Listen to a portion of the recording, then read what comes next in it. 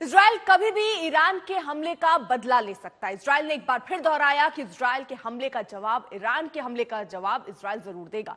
सवाल है कि क्या इजराइल ईरान के परमाणु ठिकानों को निशाना बनाएगा? G7 देशों ने आपात बैठक में ईरान के हमले की निंदा की। इजराइल को समर्थन मिला है, लेकिन अमेरिकी राष्ट्रपति बाइडेन ने साफ किया कि ईरान के परमाणु ठिकानों पर हमले का समर्थन वो नहीं करते और इजराइल को भी कह दिया गया है कि ऐसे हमले ना करें।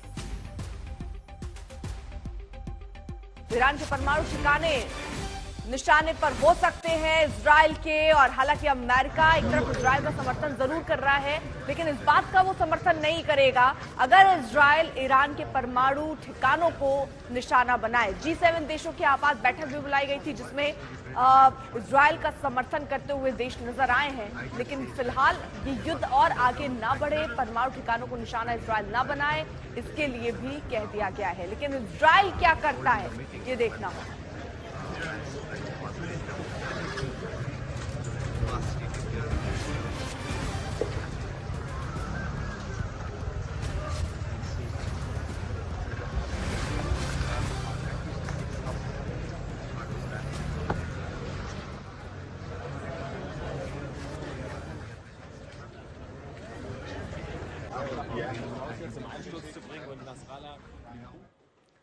तो इजराइल इस वक्त मोर्चा खोले हुए, लेकिन ये एक या दो लोगों के साथ ही मोर्चा नहीं है।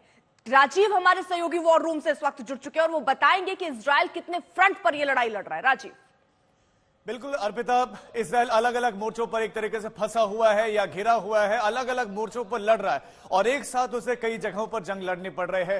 शुरुआत होती है हमास के साथ, गजा में हमास के साथ उसके युद्ध की शुरुआत होती है। हमास सबसे पहले इजराइल के भीतर दाखिल होकर 1200 लोगों का कत्ल करता है और वो जंग वहां से शुरू होती है। उसके बाद से साथ में रहकर उस पर हिजबुल्लाह हमला कर रहा होता है। हिजबुल्लाह लेबनान की धरती का इस्तेमाल करते हुए उस पर, यानी कि जो उत्तरी भाग है इजराइल का, उसको लगातार टारगेट करता रहा है। तो ये 7 दुश्मन है, 7 मोर्चों पर, अलग अलग मोर्चों पर इस समय जो इजराइल है वो जंग लड़ रहा है और जो अलग अलग संगठन है वो संगठन लगातार उसकी चुनौतियां बढ़ाते चले जा रहे हैं। इसके साथ साथ हूती विद्रोही सीरियम, ये हूती विद्रोही यमन में रहते हुए लगातार हमला कर रहे हैं और हाल के दिनों में ताबड़तोड़ हमले फिर उसके बाद इजराइल ने हूती विद्रोहियों पर किए। और जो लाल सागर है वहां पर लगातार हमने देखा कि कैसे निशाना बनाया जा रहा था, जहाजों को भी निशाना बनाया जा रहा था, तेल टैंकर्स को निशाना बनाया जा रहा था। उसी प्रकार ईरान की तरफ से कहा जाता है कि यह ईरान ही है जो सबको एक तरीके से फंडिंग करता है। ईरान इन तक वो तमाम अत्याधुनिक हथियार पहुंचाते ताकि वो इजराइल के खिलाफ लड़ सके और इजराइल को अब एक साथ रह अकेले इतने मोर्चों पर अर्पिता लड़ना पड़ रहा है। बिल्कुल, और जिस तरह इजराइल के सामने चुनौती है, क्योंकि जंग ये खुद की सुरक्षा की है और इसीलिए तमाम देश उसका समर्थन भी कर रहे हैं कि अब इजराइल अगर ये जंग लड़ रहा है तो अपनी सुरक्षा के लिए। ये कब खत्म होगा ये भी कई तरीके के सवाल उठते हैं, लेकिन ये भी सिर्फ इजराइल ही तय कर सकता है कि ये युद्ध कब खत्म होगा। हिजबुल्लाह चीफ नसरुल्लाह के खात्मे के बाद इजराइल ने जमीनी जंग भी छेड़ दी है। इजरायली सेना लेबनान में 2 किलोमीटर अंदर मरून अल रज गांव पहुंच गई, जहां हिजबुल्लाह के लड़ाकों से 18 साल बाद सीधी जंग हुई है। हिजबुल्लाह का दावा है कि इजराइल को करारा जवाब दिया गया है। इजराइल के 8 सैनिकों की मौत हुई है। इजराइल के 8 सैनिकों की मौत, 3 टैंक तबाह, ये जानकारी हिजबुल्लाह दे रहा है। हिजबुल्लाह का दावा है कि इजरायली सेना को वापस लौटना पड़ा है। हालांकि जमीनी जंग के बाद इजराइल ने रात भर लेबनान पर बमबारी की। बेरूत के कई इमारतें आग के गोले बन गए, आसमान में धुएं का गुब्बार उठता नजर आया। 8 इजरायली सैनिकों की मौत हुई है। इस युद्ध में इजरायली सैनिकों को खासा नुकसान नहीं हुआ, लेकिन ये 8 सैनिकों की बात हिजबुल्लाह बता रहा है। 3 टैंक को उड़ाने का दावा भी कर रहा है। 18 साल के बाद जमीन पर आमने सामने हिजबुल्लाह और इजरायली सैनिक। हालांकि लेबनान में 2 किलोमीटर अंदर घुस चुकी है इजरायली सेना। अब आगे का मोर्चा क्या रहने वाला है, लेकिन हिजबुल्लाह की तरफ से बताया जा रहा है कि करारा जवाब दिया जा रहा है और करारे जवाब के बाद इजरायली सेना लौटती हुई नजर आई। जमीनी जंग में 8 इजरायली सैनिकों की मौत की भी जानकारी आ रही है।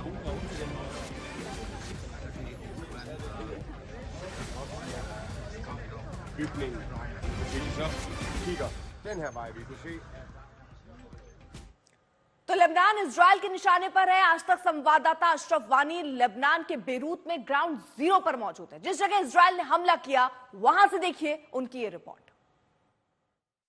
पिछले शुक्रवार को हिजबुल्लाह के मुख्यालय में सबसे बड़ा अब तक का इतिहास का बम गिराया गया था यहाँ साउथ बीरूत में, और मैं वहीं पर खड़ा हूँ। आज 7 दिन के बाद किसी भी मीडिया को यहाँ पर आने की इजाज़त मिली है। आप मेरे पीछे देख सकते हैं कि कितनी ताकत उस धमाके की रही होगी जिसने इस पूरे बहुमंजिले करीब 6 मंजिल की इमारत को थी इसको ज़मीन दोज कर दिया।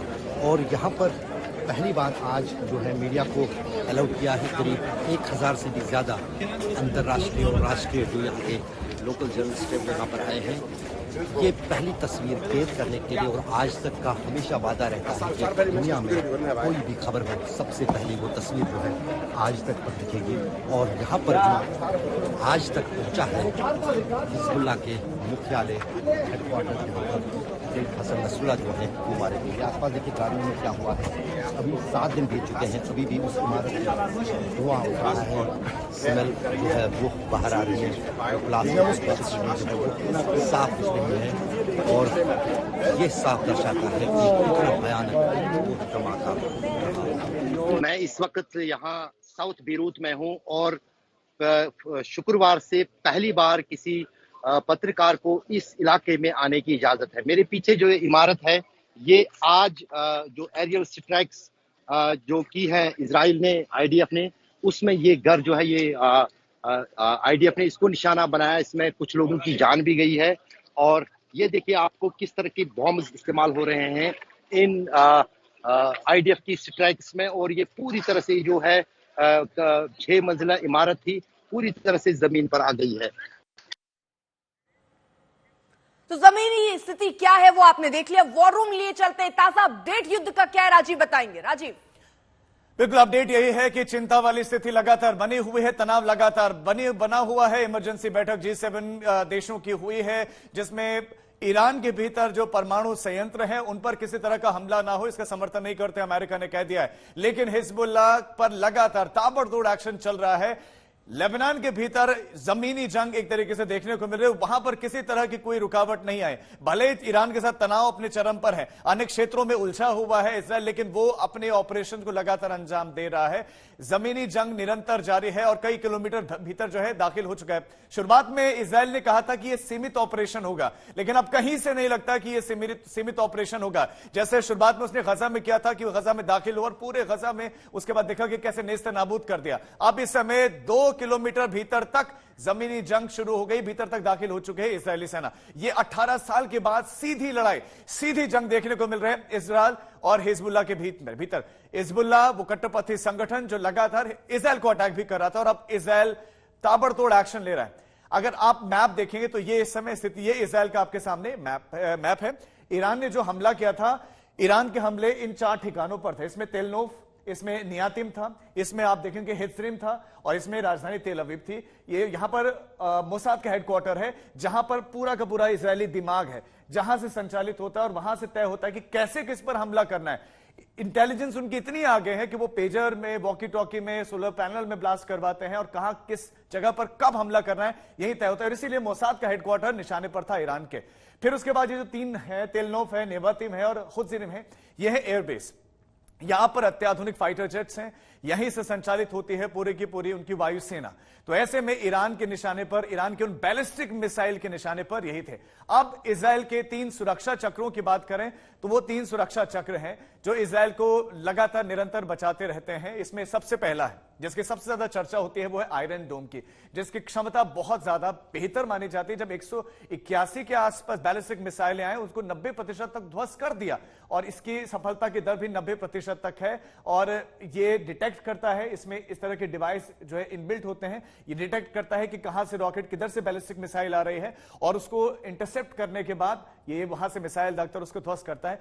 और अगर हम बात करें तो इसमें अलग अलग तरह के सिस्टम से ये लैस है, अत्याधुनिक उपकरणों से लैस है, इसीलिए इसको बहुत एडवांस माना जाता है। तो ये 3 सिक्योरिटी के चक्र हैं, और यही सिक्योरिटी के चक्र इजराइल को इस इतने मोर्चों पर घिरे होने के बाद भी अर्पिता बचाए रखते हैं। बिल्कुल, तो आपने किस तरह ये पूरे अपडेट है युद्ध की वो हम तक पहुंचाई, लेकिन ग्राउंड पर स्थिति क्या है, आज तक पहुंचा है ग्राउंड पर, आपको सीधे लिए चलते हैं। दक्षिण लेबनान से हमारे सहयोगी अशरफ फानी इस वक्त जुड़े हुए हैं। अशरफ, आप तो ग्राउंड पर हैं, आप क्या देख पा रहे हैं? क्योंकि दावे दोनों तरफ से हो रहे हैं। इजराइल ये कह रहा है कि वो अंदर घुस रहा है, 2 किलोमीटर तक अंदर घुसने की भी दावे किए जा रहे हैं। वहीं हिजबुल्लाह की तरफ से भी कहा जा रहा है कि उनके सैनिकों को ढेर किया है, उन्हें पीछे खदेड़ने में कामयाब रहे हैं। ग्राउंड स्थिति क्या नजर आती है आपको?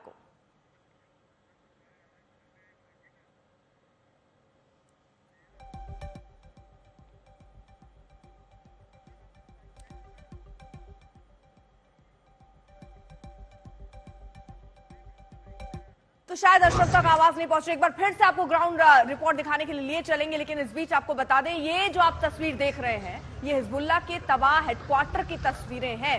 किस तरह इजराइल लगातार निशाना साध रहा था, जहां उनके हथियार रखे जाते हैं उनको ठिकाने निशाने पर लिया, उसके अलावा जो चीफ थे, जो कमांडर थे, उनको ढेर किया, और इसीलिए ईरान ने पलटवार भी किया एक तरीके से प्रेशर के चलते। लेकिन अब क्या ये युद्ध और भीषण होगा, देखना। Bygning. Ikke så? Kigger. Den her vej, vi kunne se.